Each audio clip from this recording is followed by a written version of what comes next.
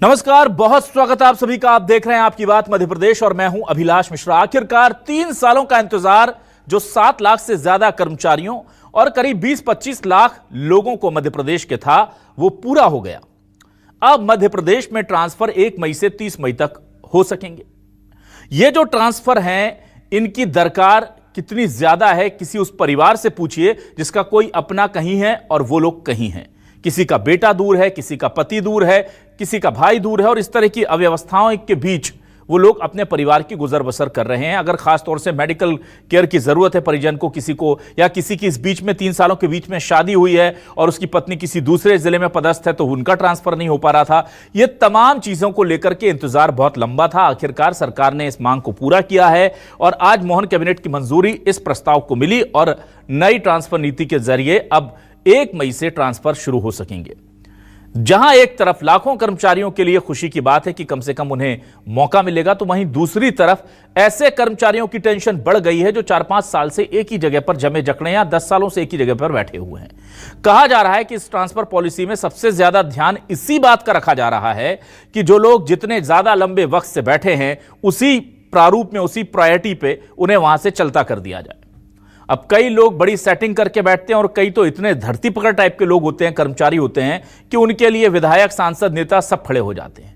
ऐसे में सरकार के सामने इस ट्रांसफर पॉलिसी को ट्रांसपेरेंट तरीके से जमीन पर उतारना भी एक बड़ी चुनौती है और असल लोग जो वाजिब हकदार लोग हैं उनका ट्रांसफर हो जाए और ऐसे लोग जो बहुत गलत तरीके से पिछले कई सालों से मलाईदार पोस्टिंग लेकर के या मलाईदार जगह पर बैठे हुए हैं, उनका भी ट्रांसफर हो जाए। ये दोनों चीजें सुनिश्चित करना बहुत ज्यादा मुश्किल माना जा रहा है। ऐसे में कर्मचारी इस ट्रांसफर नीति के आने से कितने खुश हैं, कितने लोगों को हो रही है टेंशन, इसी मुद्दे पर शुरू करते हैं आज आपकी बात।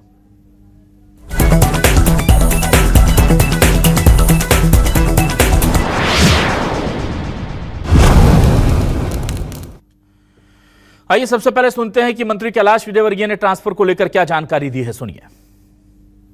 पॉलिसी तो यही रहेगी। इस पॉलिसी के साथ साथ ही अब कहीं स्वैच्छिक का परसेंटेज ज़्यादा हो गया, तो फिर स्वैच्छिक अगर ज़्यादा हो गए तो वो भी इसमें संख्या अगर जुड़ गई तो जो वास्तव में जिनका ट्रांसफ़र करना उनके ट्रांसफ़र नहीं हो पाएंगे। तो इसलिए कुछ इस प्रकार का बैलेंस करना पड़ेगा कि स्वैच्छिक ट्रांसफर भी हो और विभाग जिसको चाहे उसके भी ट्रांसफर। वहीं इस मुद्दे को लेकर कांग्रेस अब बीजेपी सरकार पर हमलावर है और इस पूरे मामले में कहीं ना कहीं करप्शन के खेल की आशंका वो जता रही है। बीजेपी पलटवार कर रही है। क्या कहा जा रहा है दोनों नेताओं की तरफ से, सुनिए। ट्रांसफर के सारे दरवाजे खुल जाएंगे, नया उद्योग शुरू होगा। ये कह देना चाहिए था मोहन यादव जी को कि अभी दबे पांव कर रहे थे, अब नए उद्योग को पन पाएंगे। ट्रांसफर के सारे दरवाजे खुल जाएंगे, नया उद्योग शुरू होगा। ये कह देना चाहिए था मोहन यादव जी को कि अभी दबे पांव कर रहे थे, अब नए उद्योग को पन पाएंगे। सरकार में मध्य प्रदेश को भ्रष्टाचार का अड्डा बना दिया था और मंत्रालय तबादलों का अड्डा बन गया था। तो ऐसे में कांग्रेस पार्टी जो तबादलों को उद्योग की तरह देखती है, भ्रष्टाचार का जरिया समझती है, वो हमेशा इसी तरह की बातें सोचती है। मध्य प्रदेश में भारतीय जनता पार्टी सरकार द्वारा जो तबादला नीति बनाई गई है वो प्रदेश के अधिकारी कर्मचारियों के व्यापक हित में, जिनके परिवार लंबे समय से दूर हैं, जिन्हें प्रशासनिक दृष्टिकोण से तबादलों की आवश्यकता है और प्रशासन को और अधिक चुस्त दुरुस्त बनाने के लिए ये तबादले किए जा रहे हैं। और आइए अब देखते हैं कि हमारे आज के सवाल क्या है। सवाल लेकर आना है आपके सामने। हमारे आज के सवाल ये रहे आपके सामने। हमारे सवाल क्या है, देखिए।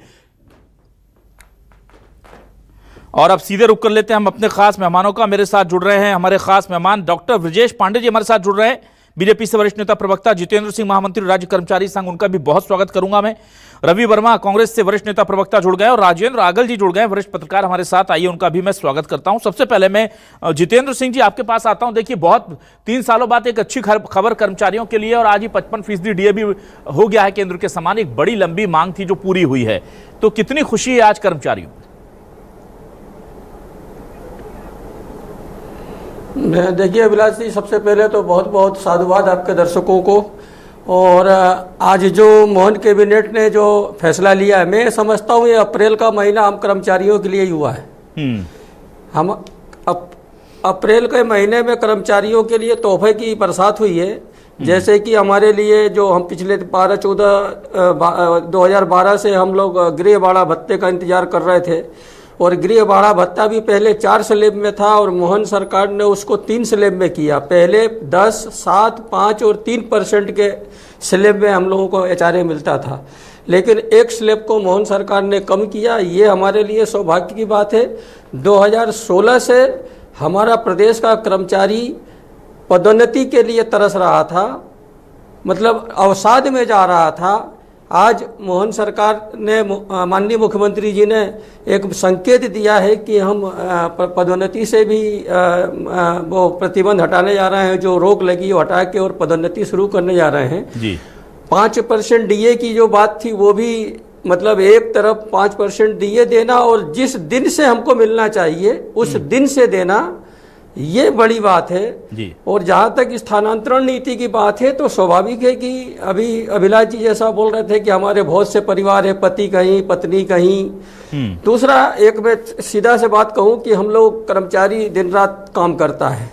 हमारा फील्ड का कर्मचारी न इतवार को आराम कर पाता है, न शनिवार को आराम कर पाता है। भोपाल का कर्मचारी तो फिर भी चलिए कि शनिवार इतवार हमारे जो वल्लभ भवन, सतपुड़ा भवन, जो बड़े कार्यालय के कर्मचारी आराम कर लेते हैं, लेकिन जो हमारा फील्ड का कर्मचारी है, मैं इस दावे के साथ आपके सामने कह रहा हूं कि हमारे जितने भी जनप्रतिनिधि हैं अपने अपने क्षेत्रों में वो इतवार को कहीं उनका जन समस्या शिविर होना, कहीं विधायक का दौरा होना, कहीं सांसद का दौरा होना, तो जब विधायक और सांसद जब अपने जिलों में जाते हैं तो स्वाभाविक है हमारा जो ग्रामीण क्षेत्र में हमारा कर्मचारी है उसको उनके साथ जाना होगा, जनता की समस्या सुनना होगा। ठीक है। ये जो स्थानांतरण नीति है, स्थानांतरण नीति में अगर हमारा कर्मचारी परिवार से दूर रहेगा, मन में कुंठा लेके काम करेगा तो अच्छा डिलीवरी नहीं दे पाएगा। ये जो सरकार 2 साल बाद लेके आई है, निश्चित तौर पे से ये स्वागत योग्य निर्णय है। और हमारे बहुत से साथी जो 200-400 किलोमीटर दूर अपने परिवार से नौकरी कर रहे होंगे, निश्चित ही उनको कहीं ना कहीं अपने परिवार के पास अपना स्थानांतरण कराने में उनको सुविधा होगी, और सुविधा होगी तो इससे सरकारी काम की डिलीवरी भी अच्छी होगी। चलिए ठीक है, मैं आ जाता हूँ जल्दी कुल से। मिला के सरकार के इस निर्णय का स्वागत करता हूँ। ठीक है, मैं आ जाता हूं जल्दी से रवि जी आपके पास। रवि जी देखिए, जो हम सुन रहे थे आरिफ मसूद जी को, और इससे पहले भी कहा गया कि ट्रांसफर उद्योग जो होगा वो होगा, और अभी भी दबे तरीके से चल ही रहा था ये सब कुछ। जिसके पास पावर है, पैसा, वो करा ही लेता था। इस तरह के आरोप भी कांग्रेस लगा रही है। तो ये ट्रांसपेरेंट रहेगा, बार बार बीजेपी कह रही है। आपको क्यों उम्मीद है, ऐसा क्यों लगता है, इस बात की क्यों आशंका है कि ट्रांसपेरेंट नहीं रहेगा और जो मलाईदार जगह पर या पदों पर लोग जमे वो वहीं जमे रहेंगे, गाँव में जो पड़ा है वहीं रहेगा? ये तो 3 साल बाद बहुत अच्छा मौका दिख रहा है लोग। जी अभिलाष जी, निश्चित तौर पर ये जो है आपके अनुसार अच्छा मौका है। जो हमारे कर्मचारी भाई होते हैं, जो दूर दराज से काम धंधे के लिए निकलते हैं और जिनकी रोज़मर्रा की जो जीवन की जो आवश्यकताएं होती हैं, घर परिवार की जैसी समस्याएं रहती हैं, वो उनको समय नहीं दे पाते हैं, उनको सुलझा नहीं पाते हैं। लेकिन जिस तरीके से पीछे के रास्ते से चोरी दबे पांव इस सरकार ने ट्रांसफर उद्योग को चलाया, मुख्यमंत्री के आवास से या कार्यालय से लगातार ट्रांसफर हो रहे थे, धड़ल्ले से हो रहे थे। लेकिन जिस तरीके से 3 साल बाद, 2 साल बाद ये ट्रांसफर उद्योग लेकर आए हैं, नीति इन्होंने बनाई है, उससे स्पष्ट है कि भारतीय जनता पार्टी एक बड़े भ्रष्टाचार को जन्म देना चाहती है। इसलिए जन्म देना चाहती है क्योंकि पूर्व के हमने रिकॉर्ड देखे हैं कि 300 दिन में 3000 शिवराज जी के समय हुए। इनके मंडल अध्यक्ष ने तो ऑनलाइन विज्ञापन देकर दुकान खोल ली थी कि ट्रांसफर पोस्टिंग वाले मुझसे संपर्क करें। नीति और नियत भारतीय जनता पार्टी की स्पष्ट नहीं है। इसमें चोर की दाढ़ी में जो तिनका वाली बात होती है वो हमेशा से देखी गई है कि भारतीय जनता पार्टी कहती कुछ है, बोलती कुछ है। 3 साल तक नीति स्पष्ट ना लेके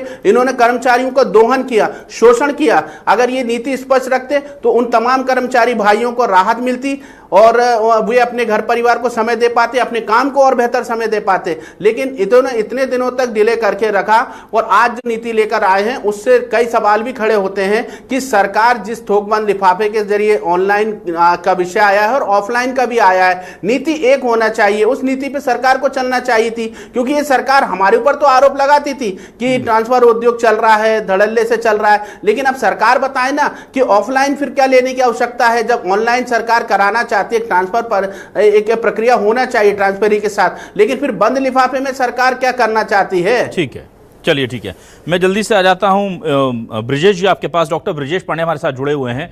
ब्रिजेश जी देखिए, गंभीर आरोप लग रहे हैं कि एक तरफ आप ऑनलाइन ट्रांसफर भी कर रहे हैं और दूसरी तरफ आप बंद लिफाफे के जरिए भी कर रहे हैं। हालांकि बहुत स्पष्ट किया है कैलाश विजयवर्गीय जी ने कि स्वैच्छिक भी हैं और डिपार्टमेंटल ट्रांसफर भी होंगे, लेकिन ये ट्रांसपेरेंट रहें और जो असली हकदार है या जो वाकई में परेशान पीड़ित कर्मचारी है उसको फायदा मिल जाए, जो मेडिकल ग्राउंड पर या अपनी परिवार के से दूर है उस ग्राउंड पर वो चाहता है। ये तमाम चीजें कैसे सुनिश्चित की जाएंगी, अभी तक ये क्लियर नहीं हुआ है सर।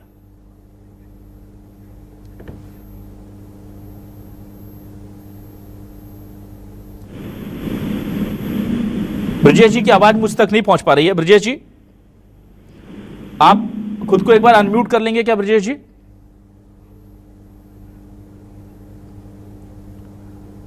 कोई दिक्कत है, मैं आपके पास दोबारा आऊंगा ब्रिजेश जी। इस बीच में मैं आगल जी के पास आ रहा हूं, तब तक हमारी टीम आपको रिकनेक्ट कर रही है। राजेंद्र आगल जी, देखिए बहुत बड़े लंबे इंतजार के बाद आखिरकार ये पूरी जो कहते हैं ना कि ये घड़ी आई है। अब ये ट्रांसपेरेंट रहेगी नहीं रहेगी, या हर बार इस तरह के आरोप लगना स्वाभाविक है? कर्मचारियों के लिए बहुत अच्छा मौका है। देखिए, ट्रांसपेरेंट तो कभी भी तबादले नहीं होते हैं। जो प्रभावशाली व्यक्ति है वो अपने ट्रांसफर करा देता है। अब वो किस माध्यम से होते हैं, वो चैनल के माध्यम से आपका कहना ठीक नहीं है मेरे लिए। पर मैं आपको ये बताता हूँ कि ट्रांसफर के लिए कम से कम एक नीति, एक जैसे आपको मकान चाहिए होता है, आप वेटिंग में रहते हैं, तो उस तरीके की कोई पद्धति का पालन होता है क्या? किसको ट्रांसफर, जेन्युइन कौन है, जेन्युइन कौन नहीं है, उसका परीक्षण कैसे होगा, किसके कहते से होगा?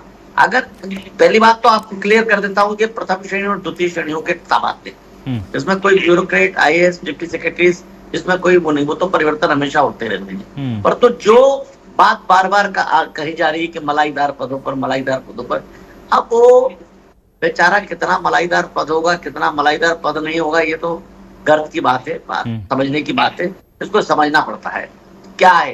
पर तबादला जो होगा, उस तबादले को लेकर खास करके ये करना चाहिए, सरकार को अपनी नीति स्पष्ट करना चाहिए।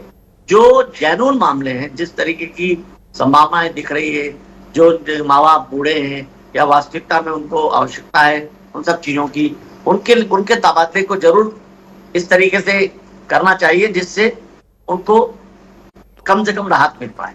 अब राहत मिलने की बात जो है, विधायक हैं, सांसद हैं या प्रभावशाली व्यक्ति हैं, संगठन के जो लोग हैं, वो अपने तबादले कराने में कामयाब होंगे। क्या इन सब में, इस नीति के अंदर कांग्रेसी जो विधायक हैं, कांग्रेस के जो सांसद हैं और कांग्रेस के जो संगठन हैं, उनके कुछ नाम लिए हैं क्या? नाम लेने के बारे में बात कही गई है क्या? उनके रिश्तेदार, नातेदार या नहीं होते हैं? क्यों नहीं, इस तरीके की क्यों बात नहीं हो रही है? बात होना चाहिए। ट्रांसफर के बारे में बहुत ट्रांसपेरेंट, क्लियर तरीके से सरकार को अपनी नीति को स्पष्ट करना चाहिए। मैं अपने दायरे से ये समझता हूँ। क्यों? क्योंकि इस तरीके से तबादले होते हैं तो तबादले प्रभावशाली लोग जो हैं वो अपना काम करा के चले जाते हैं। अब वो जो भी माध्यम होता हो उनका, वो हो जाए। ठीक है सर, मैं आ जाता हूं जल्दी से डॉक्टर ब्रिजेश पांडे जी के पास। ब्रिजेश जी, आप मुझे सुन पा रहे हैं?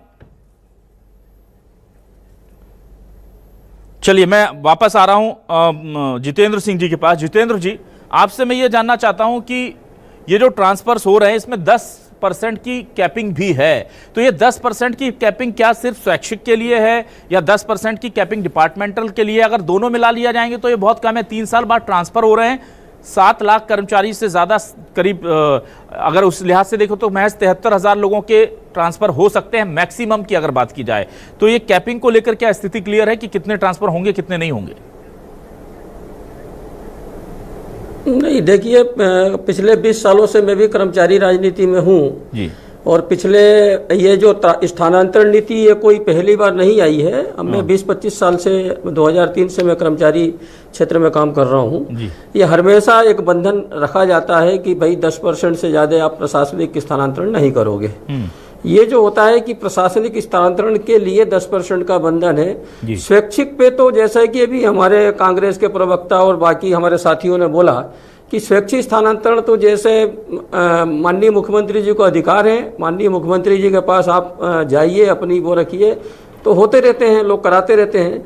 लेकिन इससे स्वैच्छिक स्थानांतरण का कोई लेना देना नहीं है। स्वैच्छिक, और मेरा आपके माध्यम से एक और अनुरोध भी है कि अभी तक मैंने अनुभव किया है कि स्वैच्छिक स्थानांतरण और प्रशासनिक स्थानांतरण की सूची एकदम जारी की जाती है, और अधिकांशतः मैंने ये देखा, ये मेरा अनुभव बता रहा हूँ कि जैसे 30 तारीख किया तो 28 तारीख 29 तारीख की रात में स्थानांतरण के आदेश जारी होते हैं। मेरा सरकार से इतना कहना है कि एक बार सरकार जो स्वैच्छिक स्थानांतरण, जो वाकई में मैंने कहा ना कि जब कर्मचारी मन से तन से अच्छा होगा तो ही वो सरकारी कर्मचारी की सरकारी कामों का डिलीवरी ठीक से दे पाएगा। अगर वो परिवार के लेके कुंठित होगा तो वो स्वाभाविक के फील्ड में काम नहीं कर पाएगा, क्योंकि देखिए मन से स्वस्थ होना भी बहुत जरूरी है किसी भी काम के लिए।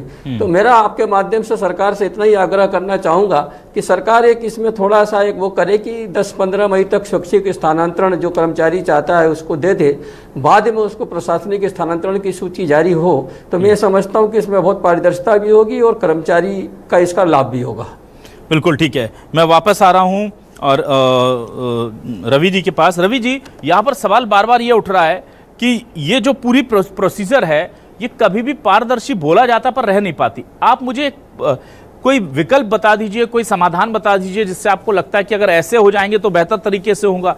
तो ऐसी कोई व्यवस्था हो जो आपके समय में लागू हो और जो आप चाहते हैं उस तरह की व्यवस्था लागू कर दी जाए।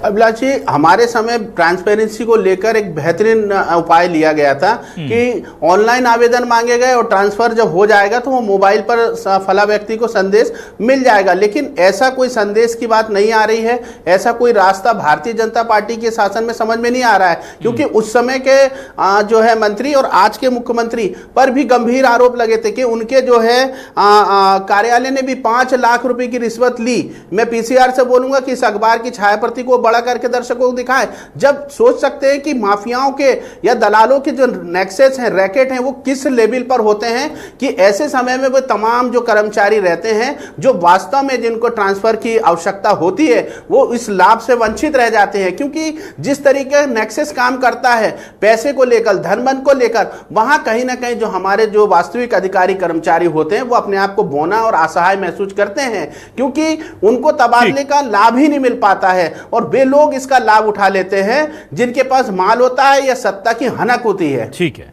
मैं वापस आने की कोशिश करूंगा एक बार डॉक्टर ब्रजेश पांडे जी के पास। क्या वो जुड़ गए हमारे साथ? ब्रजेश जी, आप मुझे सुन पा रहे हैं? जी, आपकी आवाज आ रही?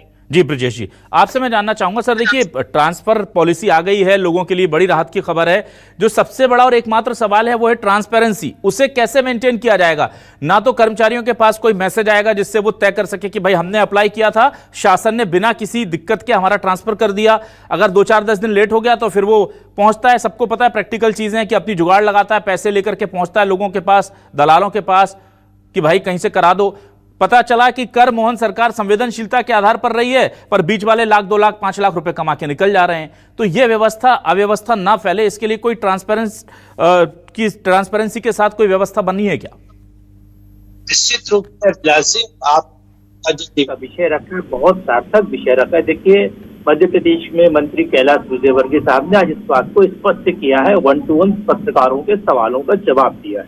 मैं समझता हूं कि इसके लिए ऑनलाइन प्रोसेस है, और जिस तरह से हमारे कांग्रेस के प्रवक्ता अमित पुस्तक कर रहे थे, तो वही चोर गंवार संत मुंडियानी जैसा अपन तसापन यानी अपनी तरह की स्थिति समझ रहे हैं कमलनाथ के सरकार के समय का। हमारे यहाँ सब कुछ ऑनलाइन प्रोसेस के तहत होना है। जो व्यक्ति 1 तारीख से 30 मई के अंदर ऑनलाइन आवेदन करेगा अपने डिपार्टमेंट में, उसी के ही ट्रांसफर पर विचार किया जाएगा, और उसके लिए भी 3 स्लैब बनाए गए हैं। 200 पद के लिए 20% तय किया गया है, 201 से 1000 पद के लिए 15% तय किया गया है ट्रांसफर पॉलिसी में, और 1001 से 2000 तक 10% तय किया गया, और भी मापदंड। मैं समझता हूँ इसमें किसी तरह की शक की गुंजाइश नहीं, किसी तरह की दलाली की गुंजाइश नहीं, किसी तरह के भ्रष्टाचार की गुंजाइश नहीं। जिस तरह कांग्रेस के टाइम में कमलनाथ जी के टाइम पे बल्लभ भवन को तबादलों का अड्डा बना दिया गया था, इसमें ऐसा कुछ नहीं होना है, क्योंकि जिसने ऑनलाइन प्रोसेस करेगा डिस्प्ले में दिखेगा हाँ भैया, क्योंकि जैसे फॉर एग्जाम्पल रवि जी आऊंगा आपके पास आऊंगा। कोऑपरेटिव डिपार्टमेंट है, अब कोऑपरेटिव डिपार्टमेंट सारे अधिकारी लोग जानेंगे कौन कौन कर्मचारियों ने ट्रांसफर के लिए अप्लाई किया, किसने नहीं किया। कंप्यूटर में जाकर के करना, आप तो मोबाइल से भी कर सकते हैं हाईटेक जमाने में। तो ऐसी कुछ भी स्थिति नहीं होनी है, और उसके बाद भी प्रभारी मंत्री बैठेंगे। डिस्ट्रिक्ट कलेक्टर बैठेंगे, जिला के कलेक्टर बैठेंगे और एक कमेटी बनेगी, वो सब निर्णय करेगी। किसी भी सिफारशी पत्र से कुछ नहीं होना है। जो लोग 5 साल से ऊपर जमे बैठे हुए हैं वो जाएंगे। दूसरी महत्वपूर्ण बात यह है कि जो नीडी लोग हैं, किसी का मेडिकल बैकग्राउंड है, किसी का हैंडीकैप ग्राउंड है, बहुत सारी चीजें होती हैं। किसी के हस्बैंड कहीं रह रहे हैं, पति कहीं और, पत्नी कहीं और, पति कहीं और, इस तरह की स्थितियां हैं, ऐसे एक्सेट्रा बहुत चीजें। वो सारे लोगों को इससे राहत मिलेगी। और सबसे बड़ी बात, जरा सा गौर करिए कि जो ट्रांसफर पॉलिसी 2018 में कमलनाथ जी की सरकार ने लाया था, उससे दूर होकर के आज कर्मचारी संघ के नेता को आपने डिबेट बैठाया, ये बहुत अच्छी पहल आपने किया है। उस सब से हट करके जो इसमें विसंगतियां थी उनको दूर करने का प्रयास किया गया है। कैलाश विजयवर्गीय साहब ने 1 to 1 सारी बातें बताई है और उसके अलावा पदनाम, नियमितीकरण, ग्रेड पे, तरीके बहुत सारी चीजें थी जिनको इसमें लिया गया है। और जो आज मध्य प्रदेश की सरकार ने 55% डीए दिया है, ये भी बड़ा स्वागत योग्य कदम है। मध्य प्रदेश के कर्मचारी बहुत खुश है। हाँ, इन चीजों से कांग्रेस को जरूर पेट में दर्द हो रहा है, क्योंकि कांग्रेस की स्थिति वही कमलनाथ जी वाली सरकार की है, जिन्होंने कभी आत्मा वेतन आयोग लागू नहीं किया, जिनने कर्मचारी और अधिकारियों के साथ दोहरापन किया, बल्लभ भवन को तबादले का अड्डा बना दिया, एक्सेट्रा। इन लोगों को दर्द हो रहा, कर्मचारी वर्ग खुश है। और इससे भी हमें कुछ चाहिए, हमारे प्रदेश का कर्मचारी खुश रहे, हमारे प्रदेश की जनता ज्यादा खुश है, हम तो यही चाहते हैं। ठीक है, चलिए मैं वापस आता हूं जल्दी से।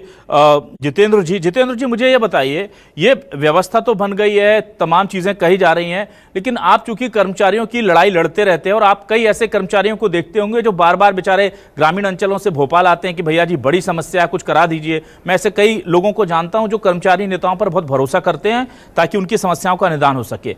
अब ऐसी जो ट्रांसपेरेंसी वाली पॉलिसी के बारे में कहा जा रहा है, ये बन रही है, क्या आपको लगता है इसमें सबको न्याय मिल पाएगा, या आपको लगता है कि नहीं, दलालों का बोलबाला तो रहेगा, दलालों से बचना बड़ा मुश्किल होता है, और जितने भी जेन्युइन लोग हैं वो सभी ट्रांसफर ले पाएंगे जो डिमांड कर रहे हैं? और उससे भी बड़ा मेरा सवाल है कि जो बहुत सालों से एक जगह पर जमे हुए हैं, क्या वो मूव होंगे वहां से? नहीं, देखिए, स्वाभाविक प्रशासनिक उसमें, जैसा कि हमारे वरिष्ठ पत्रकार साथी राजन जी ने जो बोला कि हमारे बहुत सारी सेवाएं ऐसी हैं कि जहाँ पे आपको, जैसे एसडीएम हैं, तहसीलदार हैं, नायब तहसीलदार हैं, एग्जीक्यूटिव इंजीनियर हैं और अधीक्षण यंत्री हैं, ऐसे कुछ हमारे जो अधिकारी हैं उनका तो उसके सेवा शर्तों में, नियमों ऐसा रहता है कि उनको 3 साल से ज़्यादा एक जगह पे नहीं रह सकते। उनको तो स्वाभाविक, उनको तो मालूम है कि हमारे 3 साल हो गए। तो हमारे पुलिस बल का बहुत सारा स्टाफ है, टीआई से लेके एसडीओपी से लेके सबको पता है कि भाई हमारा 3 साल हो गया, अब हमें दूसरी जगह जाना है। वो तो मनोस्थिति बना के रखते हैं। ये जो भ्रष्टाचार और ये जो इसकी जो बात चल रही है, मैं समझता हूं कि ये सिर्फ एक राजनीतिक चर्चा का विषय है। हमारे यहाँ, मैं खुद हूँ कर्मचारी के, हमारे बहुत सारे कर्मचारी अभी ऑनलाइन आवेदन में, शिक्षक विभाग में ऑनलाइन आवेदन में हमारे बहुत सारे साथियों को बैठे बैठे स्थानांतरण हुए हैं। और हमारे इसमें भी है।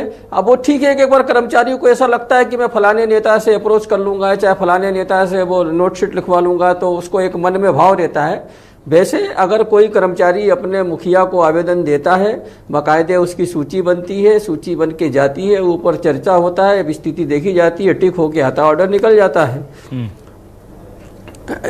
इससे कुल मिला के जो हमारे कर्मचारी हैं, मैं आपसे मानता हूं कि 2 साल से हमारा कर्मचारी बहुत परेशान था। वैसे जो गंभीर बीमारी के आधार पे तो वैसे भी अभी स्थानांतरण कर्मचारी ले ही लेता था, लेकिन स्वाभाविक है हमारे बहुत सारे कर्मचारी हैं। जैसे पति पत्नी का मामला है, अभी मेरे संज्ञान में अभी एक विषय आया कि पत्नी जो है वो सिवनी में बालाघाट में पटवारी है, पति उनके छिंदवाड़ा में पटवारी हैं। तो कहीं ना कहीं आज ये जो स्थानांतरण नीति है तो कम से कम पति पत्नी साथ रहेंगे। वैसे भी सरकार के उसमें नियम है कि स्थानांतरण नीति में भी एक लाइन लिख के आती है कि अगर पति पत्नी का अगर एक जगह पदस्थ है तो उनका स्थानांतरण न किया जाए। उसमें है कि अगर भोपाल में पति पत्नी है तो उनके बारे में विचार किया जाए कि उनको अलग न किया जाए। तो जब उनको अलग नहीं करने की बात स्थानांतरण नीति में कहते हैं तो जो दूर दूर है उनको पास लाने की बात भी तो होना चाहिए ना। तो मैं समझता हूँ कि इससे बहुत आने वाले हमारे जो हमारा वर्ग है उसको लाभ होगा। ठीक है, निश्चित ही मोहन सरकार ने अभी तक जो निर्णय लिए हैं, मैं आपके माध्यम से बहुत बहुत साधुवाद प्रेषित करता हूँ। ठीक है, राजेंद्र रागल जी के पास आता हूँ। राजेंद्र रागल जी, देखिए, समस्या जो है वो एक ये भी होती है कि अगर ट्रांसफर होते हैं तो फिर थोड़ा सा वर्किंग जो कैपेबिलिटीज होती हैं गवर्नमेंट की, उसमें कहीं ना कहीं 1-2 महीने का एक स्लो बैक पीरियड आ जाता है, क्योंकि भाई अधिकारी कर्मचारी चले गए, वो ज्वाइन कब कर रहे हैं, जो तारीख है हो सकता है उसको 10 दिन बाद ज्वाइन कर पाए, रिलीव हो पा रहे हैं नहीं हो पा रहे हैं, बहुत सारी चीजें होती हैं। तो क्या हम ये मान के चलें कि ये छोटा सा पब्लिक को सह लेना चाहिए ये जो भी थ्रेशोल्ड टाइम है, क्योंकि ये जरूरी है कर्मचारियों के लिए, ताकि वो अपनी 100% कैपेबिलिटीज के साथ काम कर सके और जनता की सेवा कर सके? बिल्कुल सही है। जब अधिकारी अपनी सहूलियत से अपनी नौकरी करते हैं तो कर्मचारियों को भी इस तरीके से हमेशा ये अधिकार रहता है कि उनको अपनी जगह पे कहाँ बैठना है, जिससे वो सेटिस्फैक्टरी रूप से काम कर पाए। पर सेटिस्फैक्टरी रूप में वो काम करने की स्थिति में नहीं रहते। जैसे मेरे भाई ने अभी बताया कि पत्नी वहां पर रहती है, पति यहाँ पर रहते हैं, तो कई बार ये देखने को भी मिलता है कि क्योंकि कई पद ऐसे होते हैं जो यहाँ एक ही जिले में शामिल नहीं होते हैं, उनको अलग अलग करा जाता है। साथ में ये भी देखिए कि इस पूरी जो पॉलिसी है, जीडी की जो पॉलिसी अभी आई नहीं है, किस तरीके की स्थानांतरण पॉलिसी पे क्या चर्चा होगी, क्या अभी मात्र आज कैबिनेट ने निर्णय दिया है और कैबिनेट ने निर्णय मोहर लगाई है अपनी, और कैबिनेट के मोहर के बाद में प्रेस कॉन्फ्रेंस जैसा ब्रीफिंग करते हैं कैलाश विजयवर्गीय जी, उन्होंने बताया है। पर अभी जिस तरीके से ट्रांसफर नीति बनती है, किस तरीके कौन आ सकता है, उसकी परिधि में कौन नहीं आ सकता है, मैं ये कहता हूँ बार बार इस सवाल को उठाते हैं सारे कर्मचारी कि मंत्रालय इससे परे क्यों रहता है। मंत्रालय में क्या कर्मचारी नहीं, मंत्रालय में काम नहीं करते हैं, मंत्रालय में लोग वही की वही क्यों रहना चाहते हैं, क्या कारण है, मंत्रालय से उनको बाहर क्यों नहीं किया जाता है। मंत्रालय ने कर्मचारियों की सेवाएं कहीं स्पेसिफिक की हुई है, ये इस ट्रांसफर नीति में शामिल नहीं होगी। ये हमेशा सवाल इस तरीके के उठते हैं और सवाल उठने के बाद में इनको विराम नहीं मिलता है। ठीक है सर, बड़ा जहां पर भी होंगे जी, बड़ा मौजूद सवाल है आपका कि सारे कर्मचारियों के लिए जब नियम है तो फिर कुछ खास कर्मचारियों को, वही है ना कि सत्ता के जो जितना करीब वो उतना खुश नसीब, सीधी सी बात है। और जाहिर सी बात है कि मंत्रालय के कर्मचारी मंत्रियों का काम करते हैं, तो कोई विधायक के करीब जाने की कोशिश करता है, वो सांसदों के पास जाने की कोशिश करता है, कोई प्रभारी मंत्री के पास, ये सब चलता है। खैर, मैं आ रहा हूं आपके पास डॉक्टर ब्रजेश पांडे जी। उससे पहले मैं एक बार रवि वर्मा जी कुछ कह रहे थे आपसे, आप जब बोल रहे थे। रवि जी, आप अपना पॉइंट रख लीजिए, मैं फाइनल कमेंट लूंगा जितेंद्र जी से, माफ कीजिएगा ब्रजेश जी से। अभिलाष जी, वो वही मैं कह रहा था कि नीति और नियत की बात चल रही थी, तो आज कौन लोग इस तरह की बात कर रहे हैं भ्रष्टाचार या तबादला उद्योग पे? ये वही ब्रजेश पांडे हैं जो कल तक कमलनाथ जी की जनहितैषी नीतियों का प्रचार करते थे या उनको अच्छा और भला बताते थे। आज वो जिस तरीके के सवाल खड़े कर रहे हैं, अगर कमलनाथ जी को लेकर या उनकी सरकार को लेकर अगर हमारे कर्मचारी भाई इस तरह की बातों को सुन रहे होंगे, तो इससे ज्यादा मजाक कुछ नहीं हो सकता है कि भारतीय जनता पार्टी कैसे लोगों से चर्चा कराना चाहते हैं, जिनकी नीति और नियत खुद की स्पष्ट नहीं है, वो आज भाजपा का पक्ष रख रहे हैं, कमलनाथ जी पे तहमत लगा रहे हैं। तो उनको इस नीति ट्रांसफर उद्योग का स्पष्ट रूप से अध्ययन करके आना चाहिए। वो केवल आरोप प्रत्यारोप में जाना चाहते हैं, वो वास्तव में कर्मचारियों के हित में चर्चा ही नहीं करना चाह रहे हैं। तो कर्मचारियों के विषय में वो बात करें, इस तरह की बात करके वो भाजपा के प्रवक्ता नहीं बन पाएंगे, वो वही रहेंगे। ब्रजेश जी, आपसे देखिए एक जो बहुत महत्वपूर्ण सवाल है कि वो जो ट्रांसफर पॉलिसी है वो पब्लिक फोरम पर नहीं आई है, और कांग्रेस ने पिछली दफे भी ये आरोप लगाया था जब इस संबंध में हमने डिबेट की थी कि हम लोगों ने अपनी ट्रांसफर पॉलिसी को पब्लिक फोरम पर लाकर रख दिया था। तो वो कर्मचारियों को पता था कि अच्छा ये मेरा आधार है, इस आधार पर मैं डालता हूं, और वो बल्कि अपने आवेदन में लिख भी देता था कि नई ट्रांसफर नीति के खंड 4 के अनुसार या 4 के अनुसार मैं ट्रांसफर के लिए आवेदन कर रहा हूं। तो उससे वो स्थिति बहुत स्पष्ट हो जाती है। अभी तक वो चीजें स्पष्ट नहीं हुई हैं। क्या आपको लगता नहीं जब पॉलिसी बन गई थी तो उससे पब्लिक फोरम पे थोड़ा पहले ला देते? देखिए अभिलाष जी, कांग्रेस के प्रवक्ता मित्र मेरे कह रहे थे, मैं बड़ा स्पष्ट बात कहना चाह रहा हूं कि पहले इनसे ये समझना चाहिए कि समर शेष है नहीं पाप का भागी केवल व्याघ्र, जो तटस्थ है समय लिखेगा उनके भी अपराध। हम तो कम से कम नवाचार दिशा में प्रयास कर रहे हैं, और जिस तरह से राजेंद्र जी ने और जितेंद्र जी ने बात बताई, जिससे इनको सीख लेनी चाहिए, तो उसके बाद कोई कमेंट करना चाहिए था। दूसरी महत्वपूर्ण बात यह है कि जो स्वैच्छिक ट्रांसफर के लिए जो आवेदन कर रहे हैं, जो किसी कारण से परेशान थे, नवाचारों की रवि जी बोलने दीजिए, रवि जी प्लीज बोलने दीजिए, ब्रजेश जी को बोलने दीजिए। रवि जी, आपके मंडल अध्यक्ष की खुलेआम दुकान लगती है, ब्रजेश रेट भी लगाते हैं, कम से कम इस तरह के आरोप प्रत्यारोप से आप ब्रजेश जी प्लीज बोलने दीजिए। ब्रजेश जी आप बोल रहे थे वो सुन रहे थे, ब्रजेश जी को बोलने दीजिए। रवि जी प्लीज ब्रजेश जी को बोलने दीजिए। इस सरकार में ऑनलाइन प्रोसेस के माध्यम से तबादला होगा, उसके बाद ही कोई बात होगी। यहाँ पर ऑफलाइन कुछ नहीं है। आपके समय ऑफलाइन प्रोसेस हुआ करता था, कोई भी मंडल अध्यक्ष, कोई भी ब्लॉक अध्यक्ष, कोई भी जिला अध्यक्ष, कोई भी विधायक किसी बात से लोग ट्रांसफर कमलनाथ जी कर रहे थे।